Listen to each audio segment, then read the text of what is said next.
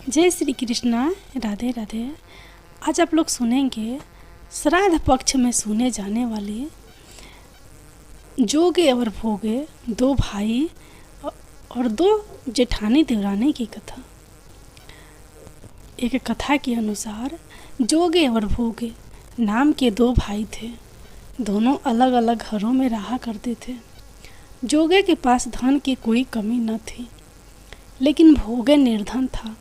दोनों भाई एक दूसरे से बहुत प्रेम करते थे, लेकिन जोगे की पत्नी को धन का अभिमान था, तो वहीं भोगे की पत्नी सुशील और शांत स्वभाव की थी।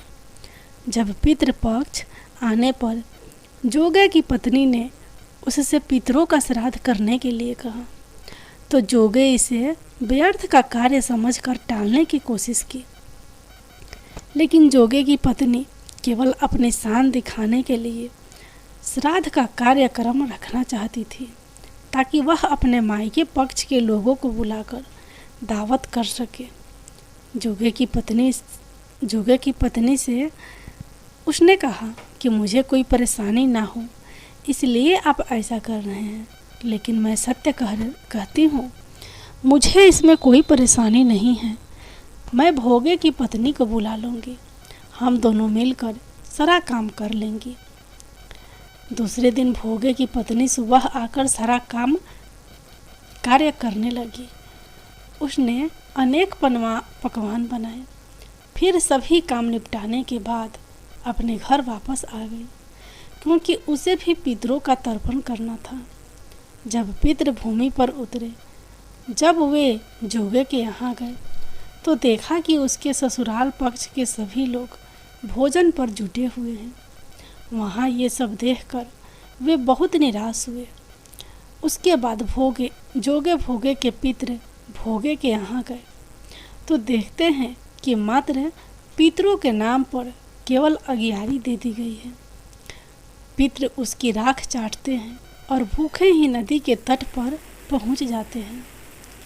कुछ ही देर में सारे पितृ अपने अपने यहाँ का श्राद्ध ग्रहण करके इकट्ठे हो गए और बताने लगे कि उनकी संतानों ने किस किस तरह से उनके लिए श्राद्धों के पकवान बनाए।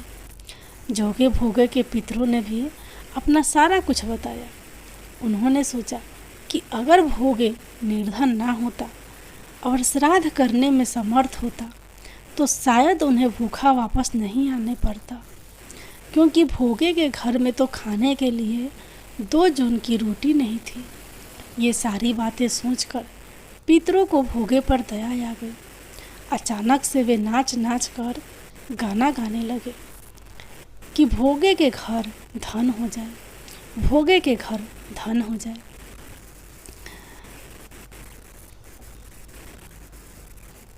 सांझ का समय चल रहा था।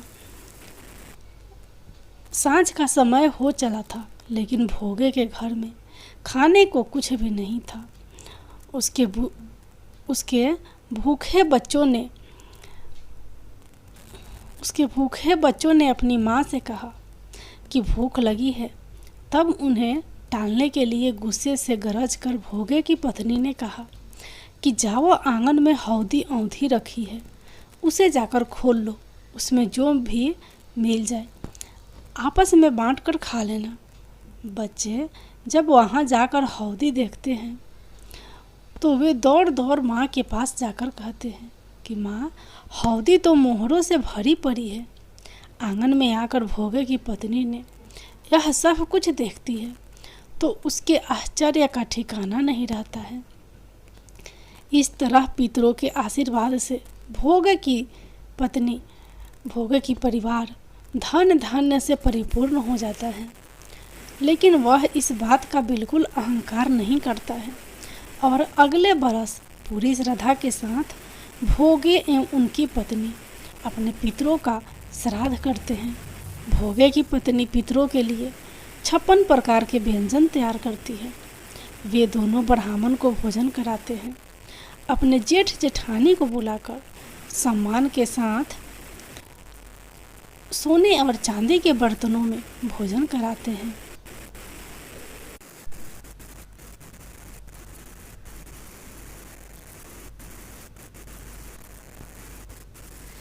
इससे उनके पितृ प्रसन्न होते हैं। पितृ कभी भी अपनी संतानों को परेशान नहीं करना चाहते हैं। वे बहुत दयालु होते हैं, लेकिन संतानों की उपेक्षा से दुखी हो जाते हैं, क्योंकि संतान के द्वारा श्राद्ध कर्म और पिंडदान आदि करने पर उन्हें तृप्ति मिलती है और वे अपनी संतानों को धन धान्य और खुश रहने का आशीर्वाद देते हैं। पितृ ये नहीं चाहते कि उनकी संतानें उनको तृप्त करने के लिए बहुत कुछ करें। वे श्रद्धा भाव से किए गए श्राद्ध से खुशी के साथ स्वीकार करते हैं। कहा भी गया है कि श्रद्धा के बिना श्राद्ध अधूरा होता है। अब आप लोग सुनिए पितृपक्ष में सुने जाने वाली दूसरी कहानी। एक कहानी के मुताबिक रुचि नाम के एक प्रजापति थे, जिन्होंने खुद को सांसारिक मोह माया से दूर कर लिया था। उन्होंने शादी भी नहीं की थी और अकेले वन में विचरण करते रहते थे। गृहस्थ जीवन की तरफ उनका जरा भी झुकाव नहीं था। रुचि का यह रवैया देखकर उनके पूर्वज बहुत चिंतित हो गए। उस वक्त एक ऐसे राजा की ज़रूरत थी जो दुनिया को चला सके, लेकिन रुचि तो इन सब से उदासीन हो चुके थे। आखिर पुरखों ने रुचि को दर्शन दिए और उन्हें गृहस्थ जीवन का महत्व समझाया। पूर्वजों ने रुचि से कहा कि वह शादी कर ले ताकि उनकी संतान मनुष्य के वंश को आगे बढ़ा सके। पुरखों के काफ़ी समझाने पर रुचि शादी के लिए तैयार हो गए, लेकिन उनके मन में कई शंकाएं थी। पहली बातें तो यह कि रुचि लगभग बूढ़े हो चले थे। दूसरे, उनके पास धन या सुख साधन नहीं थे। ऐसे में कौन उनसे अपनी बेटी की शादी करता। आखिरकार सभी चिंताएं छोड़कर रुचि ब्रह्मा जी की आराधना में लग गए और ब्रह्मा जी ही इस सृष्टि के रचयिता हैं। रुचि से प्रसन्न होकर ब्रह्मा जी ने उन्हें दर्शन दिए। उन्होंने रुचि से कहा कि वह अपने पुरखों के लिए तर्पण करे और फिर से उनकी आराधना करे। ब्रह्मा जी की बात मानकर रुचि ने एकांत में जाकर अपने पुरखों के लिए तर्पण किया और पूरी श्रद्धा के साथ उनकी स्तुति की। रुचि ने उस समय जो स्तुति में जो कुछ भी कहा उसे पितृ स्रोत का नाम दिया गया। रुचि की प्रार्थना से प्रसन्न होकर पूर्वज एक बार फिर उनके सामने प्रकट हुए। उन्होंने रुचि से वरदान मांगने को कहा और रुचि ने सुयोग पत्नी मांगी। पुरखों ने कहा कि तुम्हें जल्दी ही एक पत्नी मिलेगी और तुम पिता भी बनोगे। पुरखों के अंतर्धान होने के कुछ ही देर बाद नदी से परमोलोचना नाम की अप्सरा अपनी बेटी को लेकर रुचि के सामने प्रकट हुई। उसने रुचि से कहा कि वह उसकी बेटी से विवाह करे। इस तरह रुचि ने शादी करके गृहस्थ जीवन में प्रवेश किया। कुछ समय बाद दंपति को एक बेटा हुआ जिसका नाम मनु रखा गया। रुचि का पुत्र होने की वजह से उसे रौच्य मनु भी कहा गया।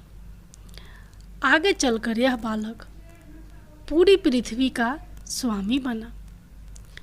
यह तो पूर्वजों के महिमा की सिर्फ एक कहानी है। हमारे ग्रंथ में ऐसी न जाने कितनी कहानियाँ भरी पड़ी है।